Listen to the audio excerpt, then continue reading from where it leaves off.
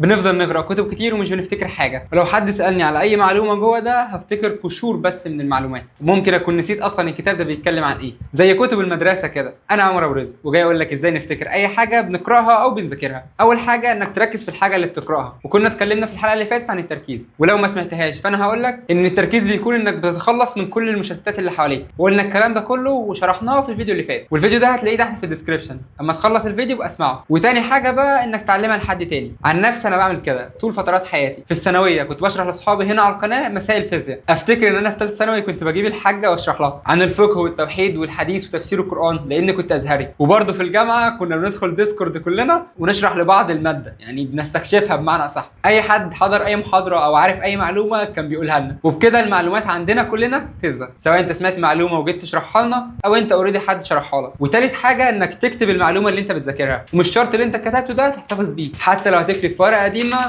وتقطعها. المهم هنا انك تكتب. كل ما بتستخدم حواس اكتر وجهد اكتر ان انت تثبت المعلومه فهي بتثبت. فاللي قرأ كتاب بس كده مجرد القرايه مش زي اللي كتب نوت او عمل هايلايت او سمعه من اي ابلكيشن وتناقش في محتوى الكتاب ده مع حد تاني. فكل ما بتبذل جهد اكتر في الحاجه كل ما بتثبت المعلومه. ورابع حاجه انك تتخيل اللي بتقراه وتفاعل معاه، ده لو ينفع يعني. بمعنى انك لو بتذاكر ان محمد علي مسك المماليك في القلعه وعمل فيهم اللي عمله، انك تتخيل الموضوع ده وتشوف قدامك الحاجه اللي حصلت، ده هتثبت المعلومه اكتر وتفضل فاكرها. وعيش اللحظه بقى وافضل اتخيل هم عملوا ايه. وفي الكيمياء مثلا اعرف ان النحاس مش طماع وياخد واحده اهو، وان كل جبار ظالم جاته داهيه في حساب المثلثات، وجمله قد بجد في التجويد. فهمتني ليه انا فاكر الحاجات دي؟ عشان انا عشت اللحظه دي وفهمتها واتكررت قدامي كذا مره. ونصيحه مني، لو هتقرا اي كتاب شوف الريفيوز بتاع الكتاب ده بحيث ما تضيعش وقتك على الفاضي، او انك تضيع وقتك على كتاب مش بنفس الاهميه اللي انت متوقعها. والحاجه الوحيده هي التكرار.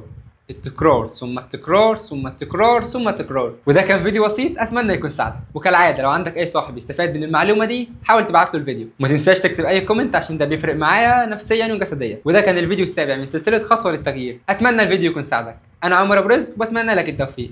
دمتم بخير. سلام.